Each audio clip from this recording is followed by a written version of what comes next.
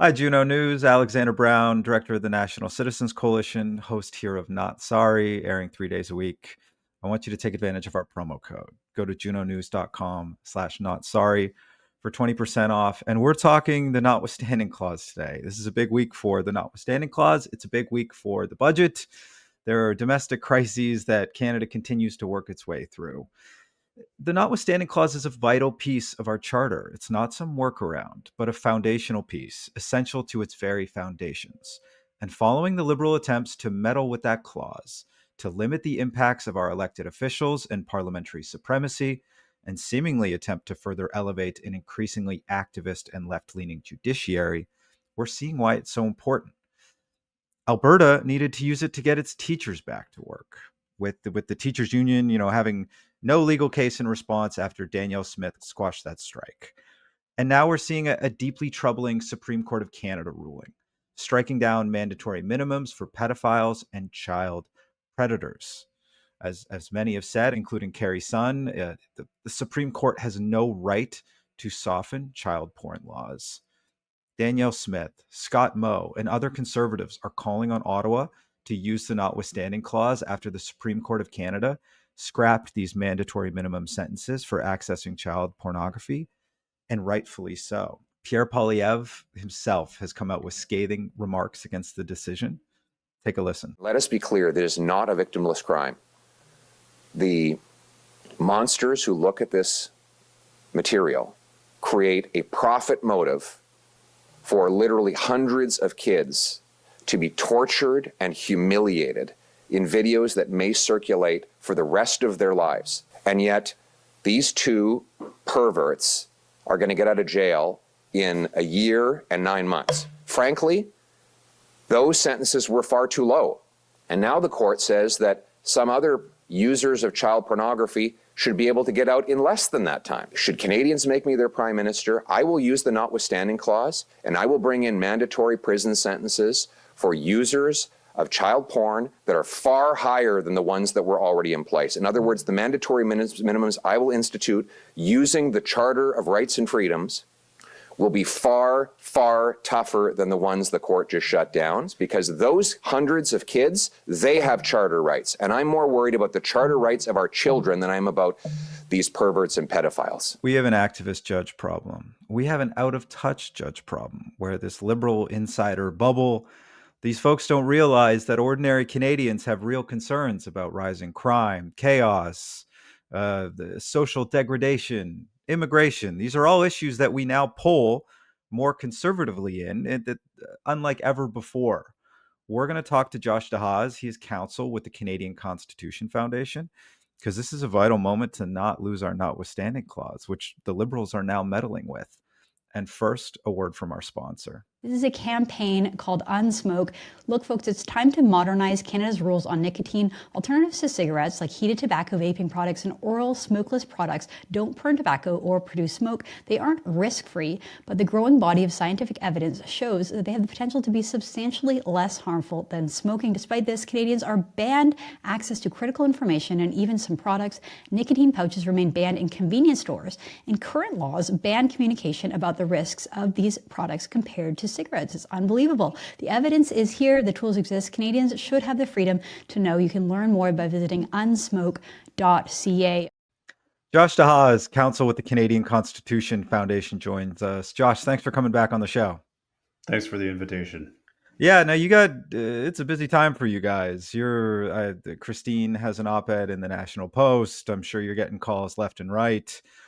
Notwithstanding Clause.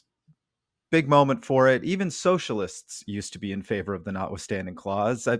Can you explain the foundational role of that clause in the Canadian Charter of Rights and Freedoms, and why it's considered essential rather than just a workaround for overriding judicial decisions? Yeah, of course. So the Charter of Rights and Freedoms, it's the document that outlines our freedom of expression rights, or equality rights, or legal rights. We had all of these rights before, to one degree or another, before the Charter in '82, but Prime Minister Pierre Trudeau wanted to write that down and give judges the power to more explicitly review whether government laws or state actions violated our rights and freedoms. And, most provincial premiers, and I think most Canadians, thought it was a good idea to write that down and have a Bill of Rights like the Americans do. So they negotiated about what's going to be in it. And some premiers were a little concerned, and they had a little bit of foresight, perhaps through their own experiences, about what might happen if you said, this piece of paper, and how judges interpret it is going to limit how provinces can do their jobs and pass statutes. And so one of the sort of linchpin for getting provinces to sign on and agree was that you would have this clause, Section 33, that says where this clause is invoked in legislation for a period of 5 years, the that provision, that statute, is going to prevail, notwithstanding the provision itself. So, regardless of what a judge might say about what the right means, like what your right to free expression means, or your right to free association means, the province's view passed through the legislature is going to prevail for 5 years at a time. So it was a sort of an essential part of the compromise that got us the Charter of Rights and Freedoms. Now, in light of recent attempts by the Liberal government to limit the use of that notwithstanding clause, how does this impact, I guess, what we would call parliamentary supremacy and the balance of power between elected officials and that judiciary? So the notwithstanding clause is the big expression of parliamentary supremacy. It's saying that even though we're moving to a system where the Constitution itself is going to limit, it's going to determine what people's rights and freedoms are. We're not going to entirely give that up. We're going to continue with the British tradition to some degree, where legislatures get to say what they think rights mean and where they think the limits on those rights are. There's a case going to the Supreme Court right now. It's on ostensibly on Bill 21, which is the law that limits teachers and cops from wearing hijabs or kippas in the workplace. But what it's really become about is a couple things. One is whether, even when the notwithstanding clause has been used, whether courts can go ahead and still tell us that they think rights were violated. That's a big controversy. But the sort of big surprise was the federal government, the Carney government, is saying, well, there's some cases where using the notwithstanding clause would be illegitimate entirely, and judges can decide that, despite having this very clear part of the Constitution, there are cases where it can't actually be used. So that's sort of throwing a big nuclear bomb into the conversation, if you ask me.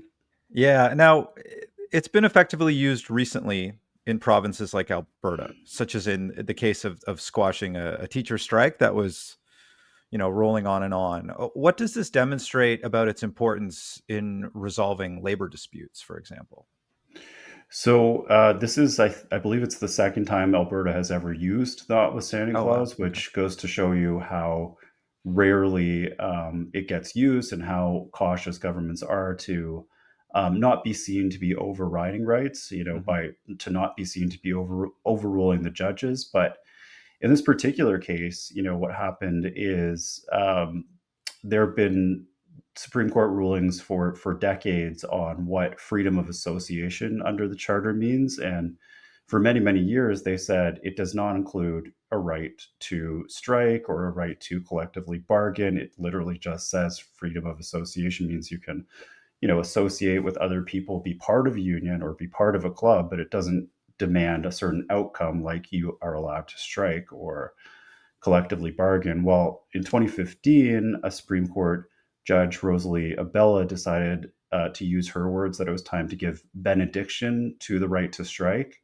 And since in 1982 they hadn't, included that in the charter, I guess she decided, I'm just going to decide that, Section 2D, that freedom of association, covers that right that nobody thought was actually there in 1982. So you get that ruling in 2015, and now it means governments that try to legislate employees back to work, whether it's striking teachers or any other arguably essential service, are going to face this risk, which Ontario just found out the hard way, of owing billions of dollars to those public sector workers because you didn't properly respect their right to strike or collectively bargain, which, I would argue doesn't actually exist in the charter. So you got this fairly historic use. Like Alberta they're not whipping out the notwithstanding clause often. The last time was, the Ralph Klein era. So I would say if ever there was a case to use it, this is the one that makes sense, because otherwise it's really overriding the will of the people for a right that doesn't really, in my view, exist. So Yeah, and I know that so much of the argument against it is always that everyone, these evil conservatives are going to start using it left and right, but it's always been this very much a break glass in case of emergency tool. And I can think of no other greater case than the Supreme Court's ruling going into the weekend that struck down mandatory minimum sentences for child pornography offenses. What concerns does this raise about the judiciary's approach to serious crimes against children? And how might the notwithstanding clause address such decisions? yeah, I was just doing another interview talking about this particular case. So for those who don't know what happened, essentially, in 2015, the Harper government passed this law that said, we think child pornography is not being taken seriously enough. We want to make sure that whenever someone is guilty of accessing it, that they should go to prison for at least a year. And on the basis of reasonable hypotheticals, imagined by by the lawyers in this case defending people who had actually gotten less than the mandatory minimum, the court decided that in some cases a year is just too much for this heinous crime, and we think that Canadians would be offended by putting somebody away for a year in certain cases. And they made up some cases that do, they are, you can understand why the court might be concerned about those particular hypotheticals, but they're not things that actually happened, that were not before the court. Yeah. And so on that basis alone, they said the 1 year minimum sentence is too long. But the 1 year minimum sentence that's been in place for a decade, it's a result of democratic decision under the Harper government, and we had another government for 10 years almost that didn't change it. So I think it's pretty clear that who's offside here, and it's those majority judges. And what would your assessment be of Pierre Poilievre's put out sort of pretty profound criticisms of this child pornography ruling? How does this highlight the tension between what I think the public perceives as, and is probably correct to do so, like a growing judicial activism, and the concern in the public of a left-leaning and far too lenient judiciary, and the need for such a strong tool like the notwithstanding clause to seemingly make up for the fact that we have an activist judge problem in Canada? Yeah, I don't know if I would call it the judicial activism or an activist judge problem. The You're way the I expert, so Yeah, so the yeah. way I see it when I read these things is more a bit of an out of touch judge problem. Okay.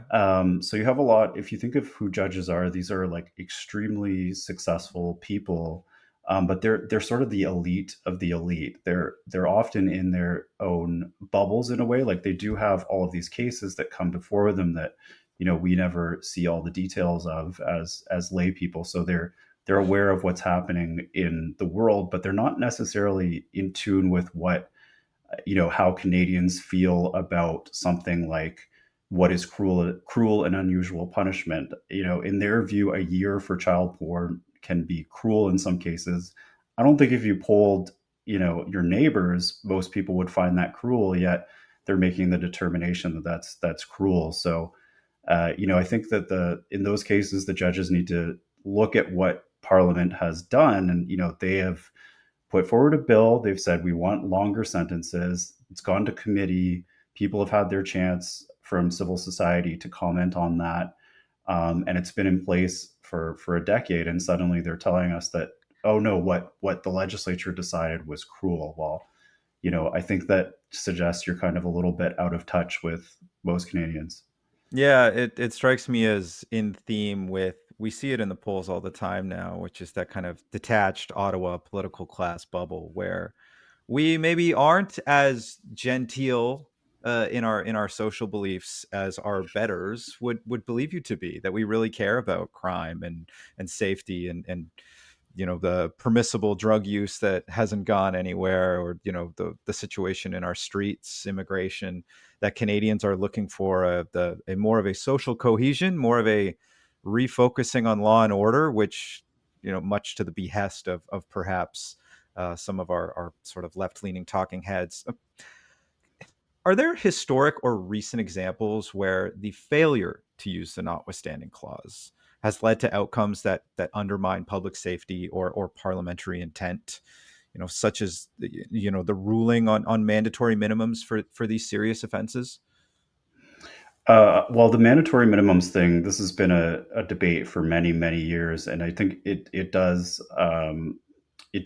put public safety at risk. I think the more obvious example is not necessarily with crime, but with the labor negotiations. Ontario, they because they threatened to use the notwithstanding clause, and then they didn't do it in this case for their legislation, where they said all public sector workers are going to have a pay freeze, and it'll happen for a year for a third of them, and then the next group will go through a pay freeze. Um, they lost a court case on whether that violated the right to collective bargaining, and as a result of that, Ontario is going to pay an estimated $7 billion to those workers Jesus. who apparently didn't get enough of a raise, according to some arbitrator. I worked for the government and I got a surprise check in the mail Hey. fairly recently. And I was like, what is this? I think it was like $1,300 or something. And it was a payment because Ontario was, naughty and did a pay freeze that some arbitrator decided was not appropriate. Like, we shouldn't be ruled by the arbitrators or the judges, right? We should be ruled by the voters who put that particular government in office to crack down on spending. Yeah, I guess that's the worry, that it's like, are we slowly becoming more of this American style system where there is this judicial supremacy and not parliamentary supremacy? Now, I Yeah. guess looking ahead, and to wrap, like, what risk does Canada face if the notwithstanding clause is further restricted? It was obviously part of the bargain struck in 1982.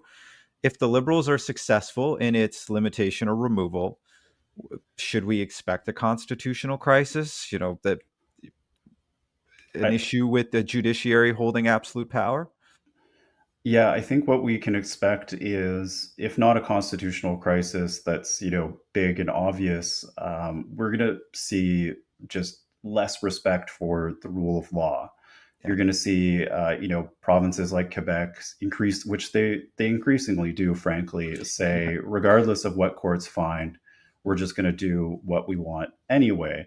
And in an ideal situation, what you have is a dialogue between the courts, where courts can say, look, you violated rights, you need to make this right. And premiers and legislatures say, oh, actually, you're right in this case, or this is one of those rare cases where we think you're wrong, and we're going to say why and take it to the voters. We risk giving up that sort of delicate balance that we've had in place for a long time in Canada, at least pre-COVID we had in place, where both legislatures and judges have a genuine respect for the rule of law and are able to sort of work through these sticky issues.